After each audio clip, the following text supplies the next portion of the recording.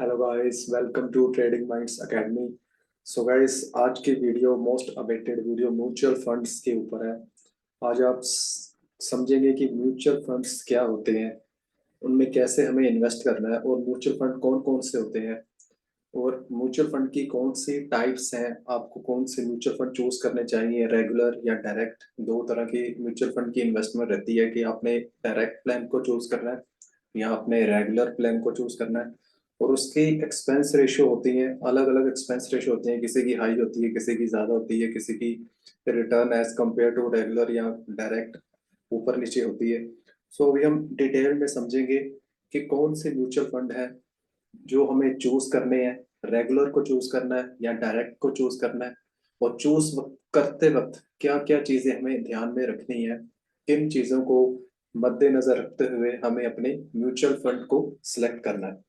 So guys, जल्दी से शुरू करते हैं हम अपनी वीडियो। सो गाइस, सबसे पहले हम समझेंगे कि म्यूचुअल फंड्स होता क्या है। पहले हम थोड़ी सी नॉलेज लेंगे म्यूचुअल फंड के ऊपर, ताकि हमें एटलीस्ट पता हो कि म्यूचुअल फंड कहते किसको है। सो गाइस, जैसे कि आप स्क्रीन पे देख रहे हैं, just a minute.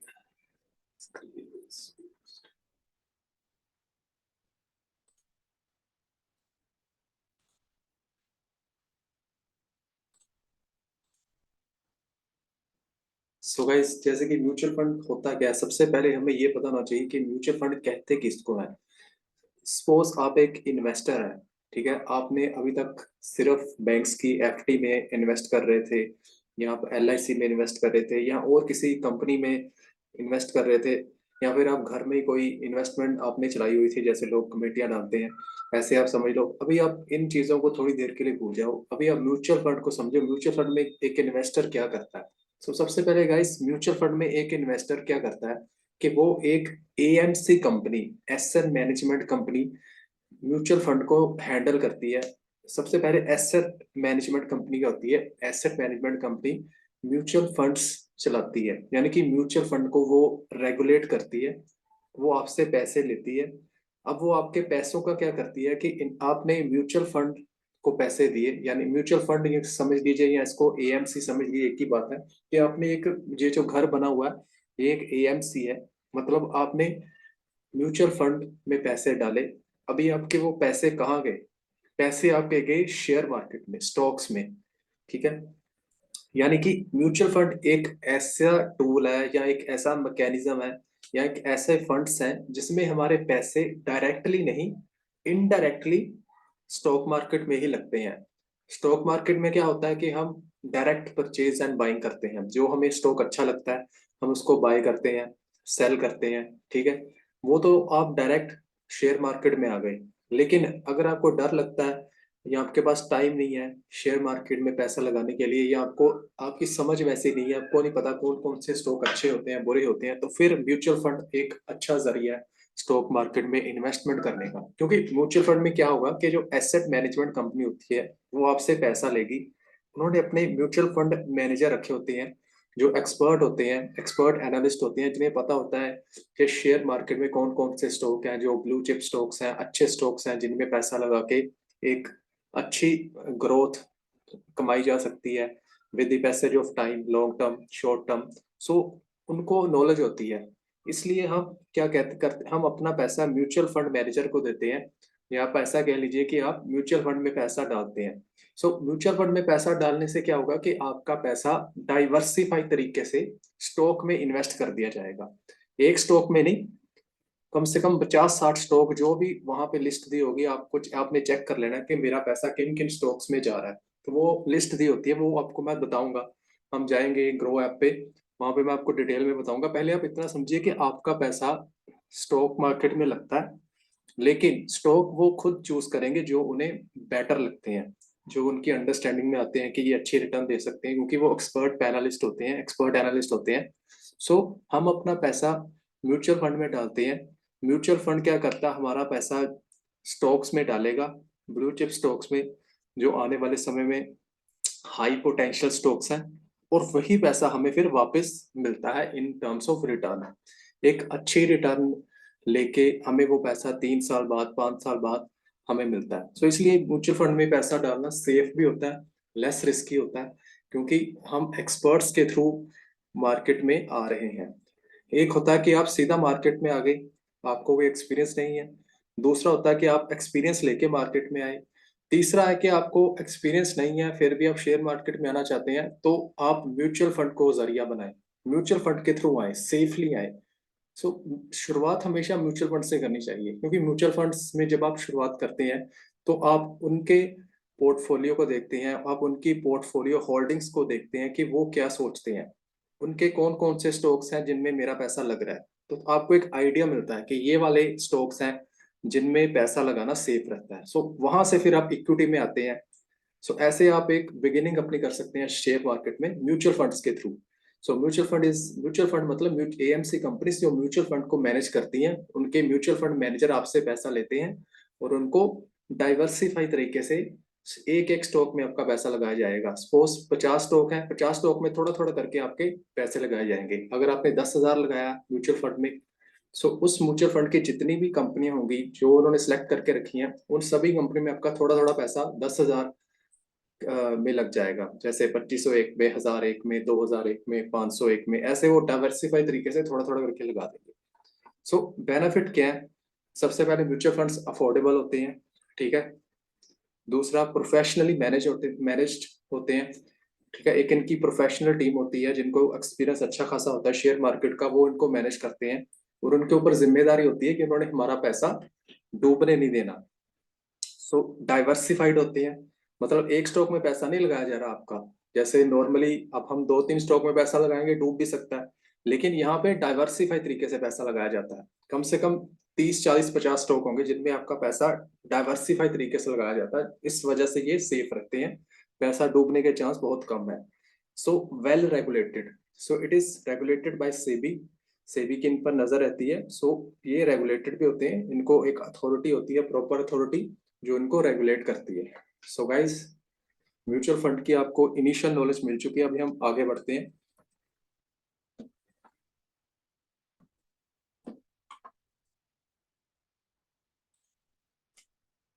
So mutual fund total 4 तरह के म्यूचुअल फंड्स होते हैं, ठीक है गाइस। सो 4 तरह के म्यूचुअल फंड्स जिनको अब हम समझना है कि वो कौन कौन से म्यूचुअल फंड्स हैं जो 4 तरह के होते हैं। Types of mutual funds in India based on asset class. So ये 4 तरह की म्यूचुअल फंड है: equity funds, debt funds, money market funds and balanced funds. So guys, 4 तरह के फंड्स हैं: equity, debt, money market and balanced. So ये 4 तरह के कौन कौन से फंड्स हैं?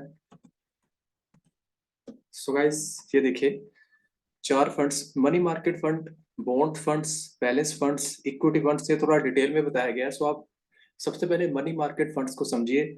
मनी मार्केट फंड क्या होते हैं कि आपके जो पैसे हैं वो लिक्विड, शॉर्ट टर्म, गवर्नमेंट या कॉर्पोरेट सिक्योरिटीज में, जिनमें डिपॉजिट भी आ जाते हैं, स्पेशल सेविंग्स अकाउंट आ जाते हैं। सो एक बैंकिंग टाइप सिस्टम हो गया, आपके पैसे लगाए जाते हैं, ठीक है। इनका इन्वेस्टमेंट ऑब्जेक्टिव क्या रहता है कि इनमें to provide liquidity and capital preservation, कि आपकी कैपिटल को प्रिजर्व किया जाए विद मिनिमम रिस्क। सो इसमें रिस्क बहुत कम होता है, ठीक है। शॉर्ट टर्म होते हैं ये, less than 1 year. So bond funds आ जाती हैं, बॉन्ड फंड जैसे गवर्नमेंट बॉन्ड्स हो गए, कॉर्पोरेट डेट सिक्योरिटीज हो गई, फिक्स्ड इनकम इंस्ट्रूमेंट्स हो गए, ठीक है। सो इनका क्या ऑब्जेक्टिव रहता है? To provide current income with moderate risk. Risk थोड़ा सा हाई रहेगा, लेकिन जो इनकम है वो थोड़ी सी आपको as compare to money market fund ज्यादा रहेगी। और ये शॉर्ट टर्म होंगे 1 से 5 साल के बीच। आगे बैलेंस्ड फंड आ जाते हैं। सो बैलेंस फंड एक कॉम्बिनेशन होगा फिक्स्ड इनकम इंस्ट्रूमेंट्स का और शेयर ऑफ वेरियस कंपनीज। इसमें अलग अलग कंपनीज जो लो स्टॉक मार्केट में लिस्टेड है वो कंपनीज आ जाएंगी और फिक्स्ड इनकम इंस्ट्रूमेंट्स आ जाएंगे, ठीक है। ये आपको बैलेंस्ड मिक्सचर ऑफ इनकम है, capital appreciation with moderate risk. Risk थोड़ा सा इसमें हाई रहता है, और एक मतलब इसमें जो आपकी रिटर्न है वो बहुत ज्यादा भी नहीं होगी, बहुत कम भी नहीं होगी। मिनिमम इन्वेस्टमेंट पीरियड रहेगा 5 से 10 साल। इक्विटी फंड्स जो ये है मेन इक्विटी फंड्स, ये आपको मिलते हैं स्पेशली इस इनमें ज्यादा पैसे लगाए जाते हैं, लोग इनमें ज्यादा इंटरेस्टेड होते हैं इक्विटी फंड्स में।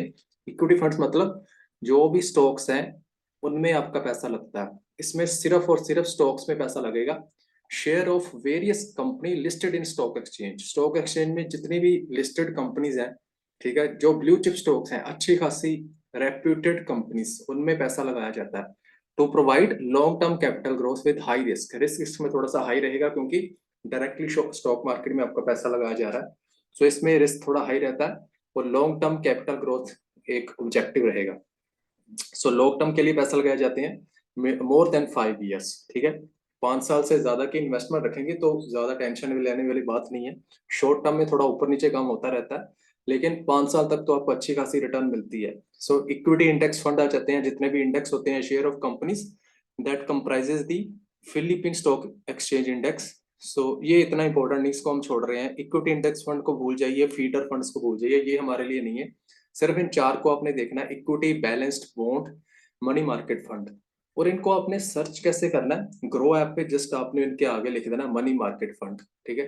अब जैसे मनी मार्केट फंड्स लिखेंगे, अपनी ग्रो ऐप, जीरोधा ऐप या कोई भी आपकी ब्रोकर है, सिर्फ आपने मनी मार्केट फंड्स या बॉन्ड फंड्स या बैलेंस्ड फंड या इक्विटी फंड्स ऐसे लिखते ना, वो आपको लिस्ट दिखा देगा। अभी मैं आपको जाकर भी बताऊंगा कैसे हम इसको फाइंड आउट कर सकते हैं। सो गाइस आगे बढ़ते हैं। अभी म्यूचुअल फंड में ये सबसे इंपॉर्टेंट चीज कि म्यूचुअल फंड दो तरह के होते हैं, रेगुलर फंड, डायरेक्ट फंड, ठीक है। रेगुलर फंड क्या होते हैं, डायरेक्ट फंड क्या होते हैं, आपको कैसे डिसीजन लेना है, आपको रेगुलर फंड में जाना है या आपको डायरेक्ट फंड को चूज करना है। सो इन दोनों में से आपको किसे चूज करना है, आपने चूज करना है डायरेक्ट फंड्स को, रेगुलर फंड्स को आपने नहीं चूज करना। रीजन ये है, वो आपको मैं नेक्स्ट आगे बताता हूँ। Direct mutual funds, regular mutual funds. So मैंने भी अपने जितना पैसा लगाया सारा डायरेक्ट म्यूचुअल फंड्स में लगा रखा है, रेगुलर में मैंने एक पैसा भी नहीं लगाया। और अगर आप जीरोधा इस्तेमाल कर रहे हैं या ग्रो यूज कर रहे हैं तो फिर तो आपको टेंशन लेने की जरूरत नहीं, क्योंकि ये दोनों एप्स, दोनों ब्रोकर्स डायरेक्ट म्यूचुअल फंड ही रखते हैं। ये रेगुलर म्यूचुअल फंड में ये डील करते ही नहीं। इनके जितने भी म्यूचुअल फंड होते हैं, स्पेशली ग्रो में, जीरोधा में, सारे के सारे डायरेक्ट म्यूचुअल फंड्स ही होते हैं। सो डायरेक्ट म्यूचुअल फंड का फायदा यह है कि इनकी जो खर्चा है, मतलब जो आपको पैसा देना पड़ेगा जब आप अपना पैसा रिडीम करेंगे, जैसे आपकी एफडी खत्म होती है, तो एफडी जब आप तुड़वाते हैं या एफडी आपकी मैच्योर होती है तो आपको कुछ पैसा एज एक्सपेंस रेशियो देना पड़ता है, ठीक है, इन टर्म्स ऑफ टैक्स या और भी उसमें जीएसटी वगैरह लगते हैं। सो इसी तरह इसका डायरेक्ट म्यूचुअल फंड्स का एक्सपेंस रेशियो कम रहता है, lower expense ratio as compare to regular mutual funds, higher expense ratio, इसका एक्सपेंस रेशियो ज्यादा रहेगा, डायरेक्ट का कम रहेगा। हाइयर रिटर्न्स इसमें आपको मिलेंगी डायरेक्ट म्यूचुअल फंड में, लेकिन रेगुलर म्यूचुअल फंड में आपको कंपैरेटिवली लेस रिटर्न्स मिलती हैं। एंड डायरेक्ट म्यूचुअल फंड में you need to do your own market research. आप सीधा ऐप पे जाते हैं, ग्रो ऐप पे, जीरोधा ऐप पे, जो भी आपका ब्रोकर है, वहां पे आप खुद सर्च आउट करते हैं, आपकी कोई हेल्प नहीं करता, आप खुद सर्च आउट करते हैं, खुद अपना एनालिसिस करते हैं।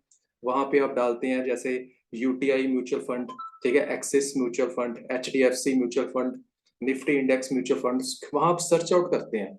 सो लेकिन यहाँ पे आपको सर्विस मिलती है, रेगुलर म्यूचुअल फंड में आपका ब्रोकर आपकी हेल्प करेगा, वो आपको सिर्फ वही म्यूचुअल फंड्स बताएगा जो वो एज ए डिस्ट्रीब्यूटर, जो उसकी ड्यूटी है, क्योंकि वो एज ए डिस्ट्रीब्यूटर आपके साथ बिहेव करेगा as a agent of that AMC company.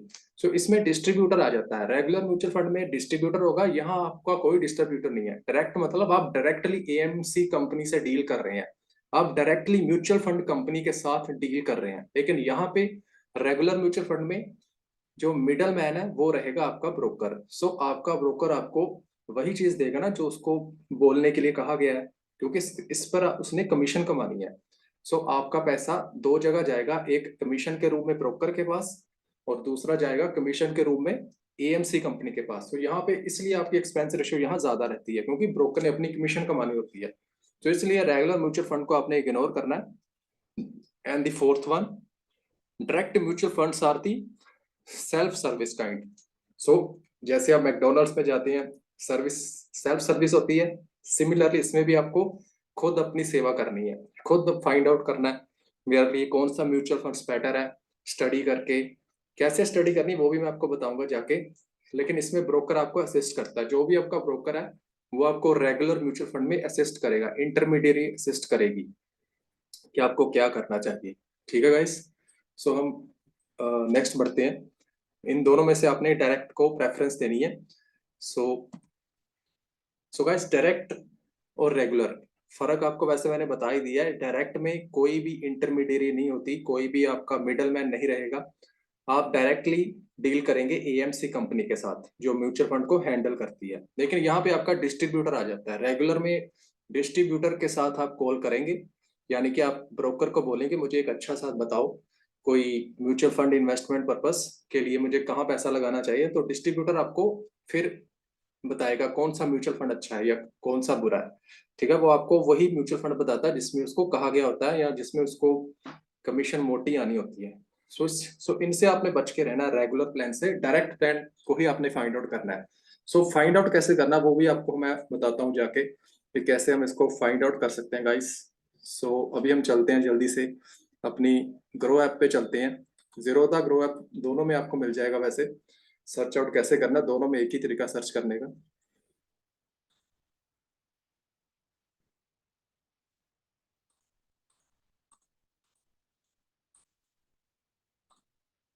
So guys, mutual fund क्या होते हैं आपको पता चल चुका है। कैसे इन्वेस्ट करना है वो हम अभी डिटेल में डिस्कस करते हैं। सो गाइस, ग्रो अप मैंने ओपन किया है, साइन इन कर दिया मैंने। सो म्यूचुअल फंड में अभी मैं जाता हूँ। देखिए, सो म्यूचुअल फंड में सबसे पहले तो आप ये देखिए कि मुझे डायरेक्ट प्लान कैसे दिखेंगे। डायरेक्ट प्लान होगा, उसके सामने आपको डायरेक्ट लिखा मिलेगा, जैसे quant small cap finance direct plan. ठीक है, टाटा डिजिटल डायरेक्ट प्लान। सो जितने भी डायरेक्ट प्लान है आपको उसके आगे DIR और डायरेक्ट लिखा मिलेगा। सो ये एक निशानी है, जैसे पराग डायरेक्ट प्लान। ठीक है, सो जैसे सपोज मैंने इन जो जितने भी ऊपर ये दिए हुए हैं सभी डायरेक्ट प्लान्स हैं। ठीक है, सो अभी मैं क्या करता हूँ, इनमें से किसी एक को ओपन कर देता हूँ। जैसे टाटा डिजिटल मैं खोल रहा हूँ। ठीक है, Tata Tata digital India fund direct growth plan. So ये डायरेक्ट प्लान है, मैं डायरेक्टली टाटा म्यूचुअल फंड से डील कर रहा हूँ। ये लिखा हुआ है टाटा म्यूचुअल फंड। सो मेरा कोई मिडल मैन नहीं है। वैसे भी ग्रो कोई भी ग्रो और जीरोधा ये वैसे भी रेगुलर प्लान नहीं बेचते, ये डायरेक्ट प्लान ही बेचते हैं। ये एक प्लेटफॉर्म देते हैं इन म्यूचुअल फंड कंपनीज को कि आप डायरेक्ट हमारे कस्टमर के साथ डील कीजिए, इनकी कोई कमीशन नहीं रहती। सो यहाँ हमारी एक्सपेंस रेशो भी कम होगी। ठीक है, अभी आप ध्यान से समझिए ये क्या लिखा हुआ है। 3 साल की रिटर्न है 32%, 1 साल की रिटर्न है 12%। ठीक है, इसी तरह में जैसे मैंने भी इसमें थोड़े पैसे वैसे लगाए हैं। 71,100 मैंने पैसे लगाए हुए हैं इसमें, 7,000 के करीब। सो अभी मैंने क्योंकि ताज़ा ताज़ा पैसे लगाए इसलिए मेरी माइनस में रिटर्न चल रही है। अभी ये मैंने मेरे ख्याल लास्ट ईयर मैंने अक्टूबर में पैसे लगाए थे। सो ये शॉर्ट टर्म नहीं होते, ये एटलीस्ट 3 साल तक मुझे होल्ड करके रखना है। अभी 3 साल बाद आप देखेंगे इनमें आपको कम से कम 32% नहीं तो कम से कम 25 to 30% के बीच आपको रिटर्न देखने को मिलेगी। सो अभी मैंने 6 मंथ ही हुआ मुझे लगाए। सो अभी नेक्स्ट चलते हैं कि कैसे ये इनको हमने चेक करना है। सो गाइस, सबसे पहले आपने ये चीज याद रखनी है, डायरेक्ट उसमें लिखा होना चाहिए। ठीक है, अभी नेक्स्ट चलते हैं पोर्टफोलियो को एनालाइज करते हैं। होल्डिंग्स। ठीक है, अभी मेरा पैसा किन किन स्टॉक्स में लग रहा है। जैसे मैंने आपको बताया था कि आपने पोर्टफोलियो होल्डिंग्स को जरूर चेक करना है। होल्डिंग्स लिखा होगा, वहां पे आपको ब्रैकेट में बताया गया है 33 स्टॉक्स में मेरा पैसा लगाया जा रहा है। वो 33 स्टॉक कौन कौन से हैं? सारे टेक्नोलॉजी कम्युनिकेशन के स्टॉक्स हैं। Infosys, TCS, HCL, Bharti Airtel, Wipro, tech Mahindra, ये सभी टेक्नोलॉजी फाइनेंशियल कंपनीज में बीच में एक दो होंगी। ठीक है, मैक्सिमम इसमें कम्युनिकेशन और टेक्नोलॉजी कंपनीज है, क्योंकि मेरा टाटा म्यूचुअल फंड का नाम ही है Tata digital India fund direct growth. ठीक है, सो यहाँ पे डिजिटल इंडिया में मैंने पैसे लगाए हैं। सो जितनी भी कम्युनिकेशन एंड IT कंपनीज होंगी उनमें मेरा पैसा लगाया जा रहा है। तो मैं चेक कर सकता हूँ होल्डिंग्स पे जाके कि किन किन कंपनीज में मेरा पैसा लग रहा है। ठीक है, सो इस रेशियो को फॉलो किया जा रहा है। 25% मेरा पैसा इसमें लगा है, 19% इसमें, 9% इसमें। सो परसेंटेज मुझे दी हुई है कि इस परसेंटेज को फॉलो करके मेरा पैसा इन स्टॉक्स में लगाया जा रहा है। ठीक है, सो ये म्यूचुअल फंड मैनेजर का सोचना है कि ये कंपनीज हैं जहां जो आगे चल के अच्छी खासी रिटर्न दे सकती हैं। ठीक है, जैसे साइट कंपनी, इसके ऊपर मैंने वीडियो भी बना रखी है कि इसके वैसे भी हाई पोटेंशियल स्टॉक है। सो यहाँ पर आपको एक आइडिया मिल रहा है कि ये सारे ब्लू चिप स्टॉक्स हैं जो अच्छी खासी रिटर्न दे सकते हैं। इनमें से मोस्ट ऑफ स्टॉक्स आपने निफ्टी 50 में भी देखे होंगे कि निफ्टी 50 के स्टॉक इसमें एडेड है। सो गाइस ये सभी अच्छे खासे स्टॉक है, ठीक है गाइस। सो यहाँ पे आप होल्डिंग एनालाइज कर सकते हैं। सो हर चीज आपको दे रखी है। सो मेन चीज आपने यहाँ पे क्या चेक करनी है कि एक्सपेंस रेशियो मुझे कितनी पड़ेगी। सो गाइस एक्सपेंस रेशियो यहाँ पे आप चेक करेंगे 0.32% एक्सपेंस रेशियो। सो 0.3% ठीक है, इसको ज्यादा भी नहीं है, ठीक है गाइस। सो 0.32% एक्सपेंस रेशियो, यहाँ पे आप एक्सपेंस रेशियो चेक कर सकते हैं। स्टैम्प ड्यूटी मुझे कितनी लगेगी, ठीक है, और टैक्स इम्प्लीकेशन ये सारा कुछ इसमें दे रखा है। यहाँ पे आपको जितना आपको खर्चा देना पड़ेगा जब आप रिडीम करेंगे तो वो यहाँ पे खर्चा आपको दे रखा है। सो मतलब 0.50 के नीचे नीचे एक्सपेंस रेशियो ठीक है, इट्स नॉट बैड, ठीक है गाइस। अभी मैं आपको बताता हूँ कि कैसे इन्वेस्ट करने के तरीके। सो देखिए, कोई और म्यूचुअल फंड होता है क्योंकि इसमें मैंने ऑलरेडी इन्वेस्ट कर रखा है, जैसे क्वांट स्मॉल कैप हम देखते हैं।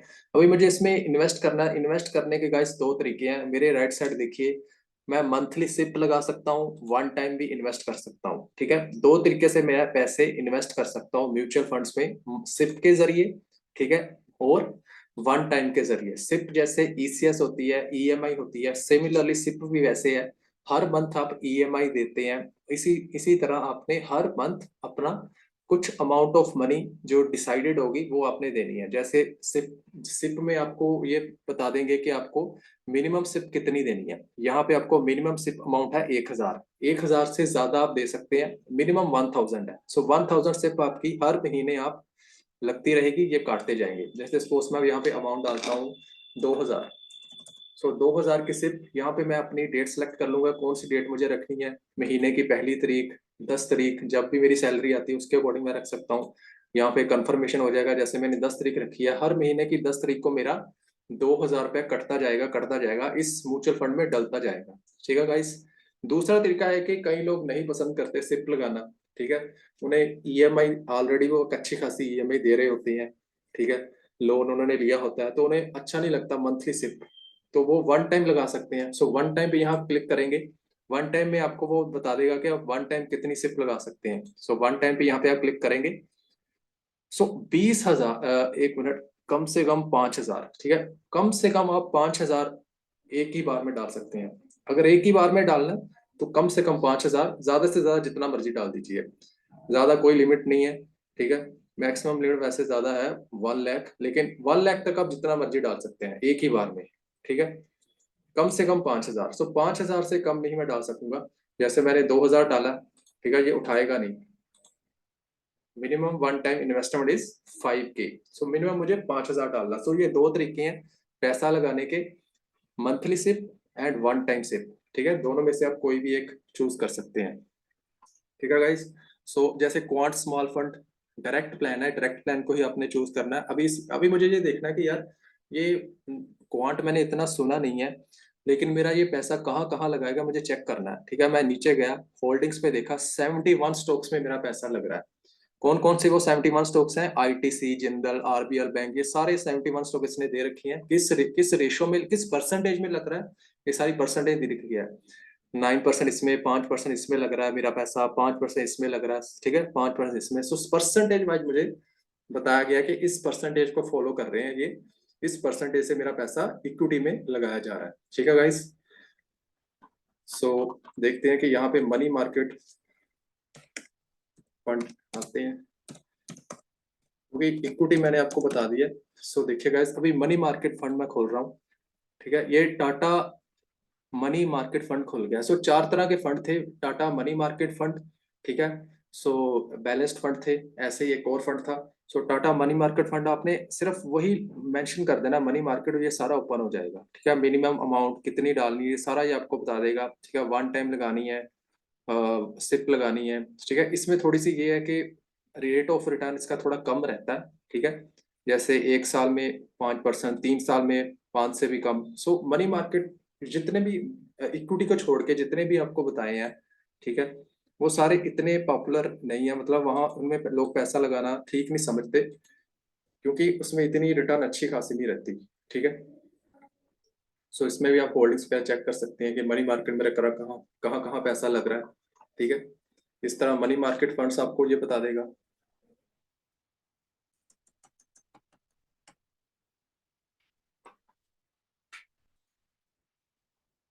ठीक है गाइस, सो ऐसे जितने भी चार म्यूचुअल फंड आपको बताए हैं, आप वहाँ यहाँ पे नेम मेंशन करेंगे, वो म्यूचुअल फंड ओपन हो जाएगा। लेकिन आपने प्रेफर करना है इक्विटी म्यूचुअल फंड्स, ठीक है, जो ऑलरेडी यहाँ पे दे रखे हैं। जितने भी म्यूचुअल फंड्स यहाँ पे दे रखे हैं, आपने इन्हीं को ज्यादा प्रेफर करना है, क्योंकि यहाँ पे आपको रिटर्न अच्छी मिलेगी। अपना पैसा मिनिमम 3 साल के लिए लगाएंगे तो आपको एक अच्छी खासी रिटर्न देंगे ये। सो यहाँ पे आप चूज कर सकते हैं। ठीक है, कौन कौन से डायरेक्ट को ही आपने चूज करना है, डायरेक्ट अच्छे रहते हैं। ठीक है, बाकी बाकी एक और चीज है कि आप जब भी डायरेक्ट को चूज करते हैं तो साथ में ये जरूर चीज देखिए, अगर ग्रोथ लिखा हुआ है, ग्रोथ का मतलब होता है वेरी हाई रिस्क। जितने भी ग्रोथ के प्लान होंगे उसमें रिस्क ज्यादा इन्वॉल्व रहेगा। सो मैं यहाँ पे कुछ और लिखता हूँ, जैसे इंडेक्स फंड, मैं इंडेक्स फंड्स लिखता हूँ। ठीक है,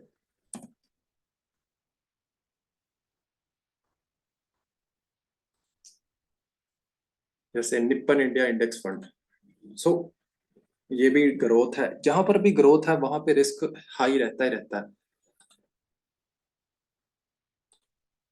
सो अभी Aditya Birla direct fund growth direct, so भी मुझे मुझे अगर डायरेक्ट में नहीं पैसा लगाना, वो भी ऑप्शन यहाँ पे आपको मिल जाएगी कि आपको डायरेक्ट में पैसा लगाने की जरूरत नहीं है, खाली दूसरे जगह भी आप पैसा लगा सकते हैं।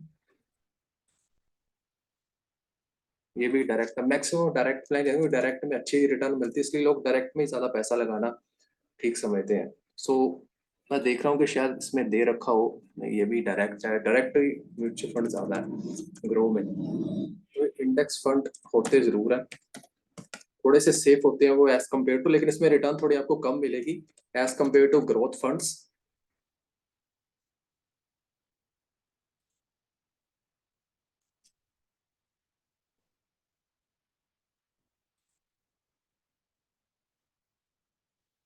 सो भाई इसमें है नहीं, डायरेक्ट प्लान ही है ज्यादा। सो इंडेक्स फंड इसमें दे नहीं रखे, वो आपको चेक करना पड़ेगा किसी और सिक्योरिटीज, किसी और ब्रोकर में आप एक बार चेक करके देखिए।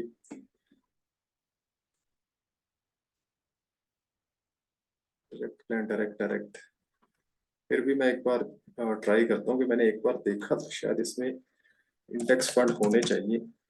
Mutual funds, index, index fund. So guys है नहीं इसमें, क्योंकि डायरेक्ट लिखा तो आता है लेकिन प्लान ग्रोथ आ जाता है। सो मतलब मैंने यही चीज बतानी थी कि एक ग्रोथ फंड्स होते हैं, एक अकेले इंडेक्स फंड्स भी होते हैं। सो ग्रोथ का मतलब ये है कि ये आपको अच्छी खासी ग्रोथ देंगे, लेकिन थोड़ा सा रिस्क भी इसमें इन्वॉल्व रहेगा। रिस्क का मतलब ये है कि अगर आप 1 साल 2 साल बाद अपने पैसे को देखेंगे तो वो ऊपर नीचे होता रहता है, मिनिमम आपको 3 साल तो देने ही पड़ेंगे इसमें, क्योंकि हमने लॉन्ग टर्म सोचना है ग्रोथ प्लान्स में। ठीक है, आपने डायरेक्ट को चूज करना हमेशा, और ग्रोथ आपने चूज करना कि नहीं करना ये मैं आपके ऊपर छोड़ता हूँ। कि ग्रोथ में है तो उसमें आपको ग्रोथ मिलेगी, हाई रिस्क होगा, लेकिन ग्रोथ भी आपको इसमें अच्छी मिलेगी। अगर आपको ग्रोथ से डर लगता है कि नहीं मैंने रिस्क लेना ही नहीं है, बिल्कुल भी नहीं लेना, तो फिर आप इंडेक्स फंड में जा सकते हैं। ठीक है गाइस, इंडेक्स फंड को आपको किसी और सिक्योरिटी किसी और ब्रोकर के साथ आपको जुड़ना पड़ेगा। इंडेक्स फंड वो शायद आपको प्रोवाइड करेंगे, या गूगल पे सर्च कर सकते हैं कि इंडेक्स फंड आपको कौन सा ब्रोकर दे सकता है। अगर मुझे ग्रो में, मैं ग्रो के साथ कांटेक्ट करता हूँ, अगर इंडेक्स फंड मुझे ये अवेलेबल कराते हैं तो मैं आपको एक और वीडियो बना दूंगा इंडेक्स फंड के ऊपर गाइस। सो गाइस ये थी आज की video. Mutual fund, mutual fund में कौन सा आपने चूज करना है, म्यूचुअल फंड में पैसे लगाने के तरीके। ठीक है गाइस, 4 तरह की म्यूचुअल फंड, सर्च आउट कैसे करना है, आप खाली इसमें सर्च इंजन में डाल दीजिए, जो जो भी 4 म्यूचुअल फंड है ये आपको ओपन करके बता देगा। ठीक है, मेनली आपने डायरेक्ट को ही चूज करना है। So guys thank you for joining us from trading minds academy.